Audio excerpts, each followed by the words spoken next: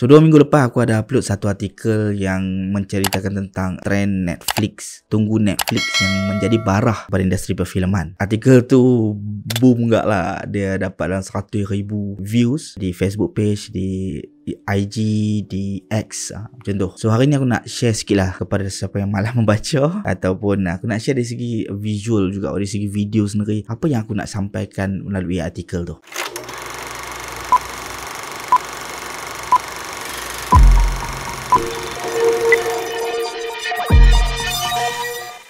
Assalamualaikum, selamat datang ke YouTube channel Mak Don. Sekali lagi dengan aku Mak Don. Dan hari ni kita nak sembang tentang satu artikel yang aku publish 2 minggu lepas. Kalau video ni keluar 2 minggu ni, kalau tidak dia mungkin jadi 3 minggu lepas. Aku keluarkan artikel tu pada 9 November. Dan it sparked a huge conversation and debate among audiences di platform social media. Iaitu artikel mengenai satu trend, satu case yang agak concerning lah, tentang trend tunggu Netflix yang semakin membimbangkan. Sebelum tu aku nak cakap terima kasih kepada semua yang share. Terima kasih kepada semua yang bagi cadangan, bagi masalah-masalah yang hampa highlight kan, yang aku kongsikan tu. Aku kongsikan kecil je, hampa kongsikan yang betul-betul kisah hampa tu. Yang tu yang aku sangat-sangat terima kasih, sebab ada orang government baca, Finas baca, orang industri sendiri, penerbit pun baca. And thank you so much untuk semua tu. And thank you juga kepada yang ulas balik pasal isu ni. Dan ingin aku nyatakan di sini kepada mereka yang tak nampak isu ni, macam aku cakap, isu ni memanglah dia kecil. Sebab tu aku cakap isu ni concerning, agak membimbangkan. Dan kenapa aku beritahu kata ia barah yang memakan industri perlahan-lahan? Kerana barah ni ada banyak stage mark. Dan ini for me macam stage 1 atau 2. Dan takkanlah kita nak tunggu stage 4 baru kita nak cuba rawat kan. Mungkin hampa tak nampak sebab hampa tak ada dalam circle tu. Hampa duduk dalam bubble hampa je. Hampa tak pergi bersembang dengan orang, betul-betul gali pasal benda ni, baca artikel sana ataupun baca pandangan orang dekat grup Facebook apa semua ni. So mungkin hampa tak buat benda tu, sebab tu hampa rasa biasa saja. Dan isu ni pula bukanlah isu Malaysia saja hadap. Selepas Covid, negara-negara luar pun hadap benda yang sama, yang untuk mengajak orang ke pawagam sinema ni selepas pasca Covid memang agak sukar. Tapi aku tak maulah nak highlight sampai keluar negara. Macam aku cakap dekat dalam Facebook page aku, kita kalau boleh kita nak highlight dekat Malaysia. Kita cuba nak, kalau boleh jangan biarkan dia terlalu sangat membesar sampai buatkan nampak macam hanya filem studio besar saja layak dekat pawagam, studio kecil tak boleh. And dalam artikel tu aku jadikan Gayung sebagai satu case study lah. Actually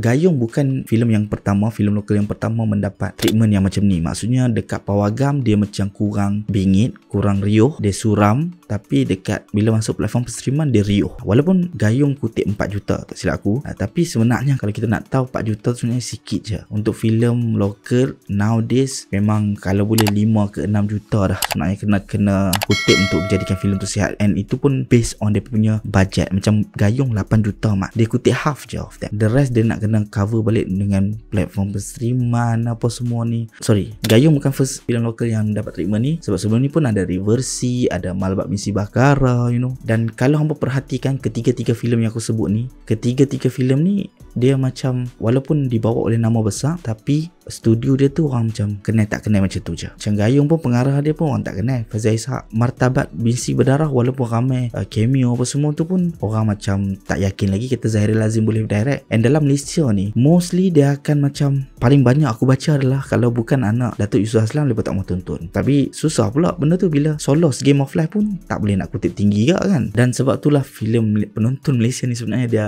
agak macam sukar nak baca sikit. Dan di sini aku bukan nak salahkan penonton yang nak tunggu Netflix sebab memang ada faktor-faktor yang menjurus ke arah tu. Macam kita tak boleh nak buat apa dah. Kita nak support lokal tapi ada benda yang menyebabkan kita tak boleh pun nak pergi pawagam. So benda tu ada dan aku tak salahkan mereka. Cuma untuk geng-geng yang memang hati busuk, yang hanya nak sokong filem lokal kalau dapat tiket free, kalau ada pelakon favourite happy, kalau kawan belanja.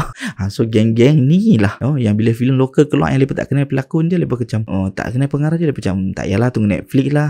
Tengok poster pun tak menarik, tunggu Netflix lah. Pop-pop macam ni kita bungkus ikat tepi tok jojo, jangan layan mak. Macam aku cakap tadi, bila ada tiket free ke premier ke apa ke, barulah mereka nak terpaling filem lokal. Sebab tu banyak review yang aku jarang tonton filem lokal, tapi filem ni sangat-sangat best bagi aku. Bila hang jarang tonton mak, macam mana hang nak cakap filem lokal? Macam mana hang nak tahu filem lokal kita dah develop? Dan faktor-faktor yang menjurus ke arah trend tunggu Netflix ni ada banyak mak. Sebagai contohnya harga tiket. tiket pawagam yang semakin mahal, slot tayangan yang kurang ataupun tak ada berhampiran dengan kawasan rumah kita, kepercayaan penonton kepada pengulas filem, marketing filem. So ada beberapa faktor yang menjurus ke arah lah kali kita tunggu streaming platform. Dan setiap faktor tu kalau hampa gali dengan lebih dalam, hampa boleh jadi tesis dah. Hampa pakai demografi, hampa pakai data daripada Finas tentang kutipan sebelum COVID dan selepas COVID apa semua ni kan. So hampa boleh dah boleh buat satu tesis lengkap dah. And faktor yang aku highlight kan tadi tu adalah faktor-faktor yang aku banyak baca, aku banyak dengar daripada penonton, dan aku banyak orang kata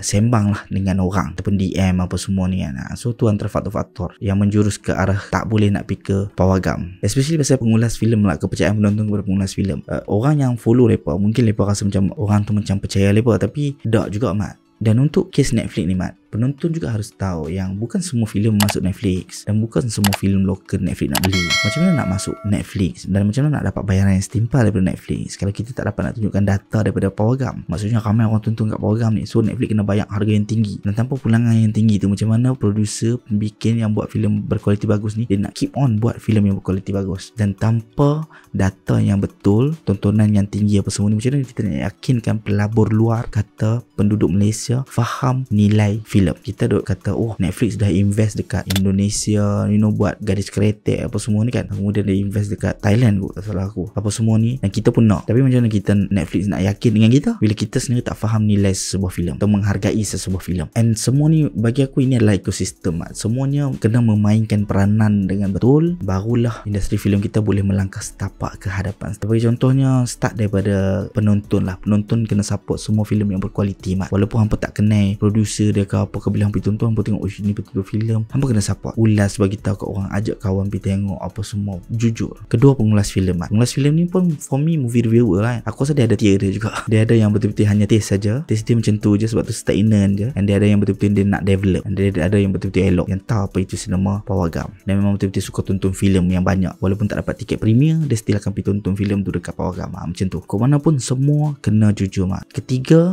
penerbit ataupun distributor kena kuat dekat bahagian marketing mat. Macam mana penonton nak tahu filem tu wujud kalau marketing hampa pun tak kuat? Macam mana orang nak ada positif, orang kata perception, apabila marketing hampa tu tak sampai dekat mereka? Dan yang keempat, yang paling penting sekali, yang memainkan peranan yang besar bagi aku adalah kerajaan lah. Kerajaan kena tengok balik harga tiket filem lokal mat. Filem lokal dan filem luar bandingkan, bukan pasal hari Rabu saja apa semua. Dia memang kalau boleh kena ada gaps dekat situ yang luas, yang buatkan orang nak pergi tonton filem lokal di pawagam, kemudian menerapkan nilai sinema dalam diri penonton sejak dari kecil lagi. Apabila diterap dari kecil, bila dia dah besar, bila dia dah masuk uni ataupun daripada uni diterap, bila dia dah membesar tu, dia boleh menghargai filem, menilai sebuah filem tu dengan lebih bagus, mengangkat filem-filem yang bagus, serta menguatkan lagi industri perfilman kita, hopefully lah. So jelas ya, aku tak salahkan mana-mana pihak mat, dan video ni pun tak adalah nak herdik siapa-siapa ke apa ke, tak ada pun mat. Ni we are all the same, kita nak industri perfilman kita maju. Aku faham kenapa ada ramai tak boleh nak pergi ke pawagam mat. Macam aku cakap tadi, faktor-faktor dia. Dan aku sendiri pun, kalau filem yang aku nak tonton lokal paling dekat tayang dekat Pulau Pinang, ada masa aku tak boleh nak pergi pun Pulau Pinang mat.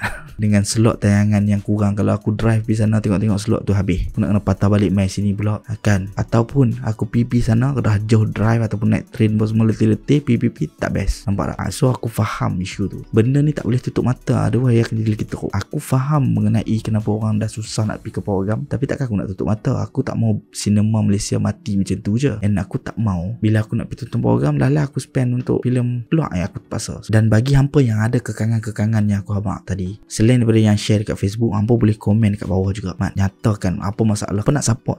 Tapi ada masalah mat, tiket terlalu mahal, campur popcorn pun semua dah mahal teruk, kualiti makin teruk ke kan, atau apa saja mungkin hampa kata tak best lah sini LPF tapi filem kita, tapi tak tapi filem luar ke, ataupun apa LPF, contoh apa saya masalah LPF ke, tonton filem seram ada bela-bela apa benda lah, sampai feeling ke, nyatakan saja di ruangan komen, drop down your comment, share atau niat dia hanya satu, kita kalau boleh nak tengok industri filem kita melangkah selangkah lagi ke hadapan. So thank you for watching, kita jumpa di next video. Jangan lupa subscribe, road to 10,000 subscribers. Bye bye. I think what makes cinema to me, I think ultimately it's something that for some reason stays with you, so that a few years later you could watch it again, or 10 years later you watch it again and it's different. In other words, there's more to learn about yourself or about life. That's interesting.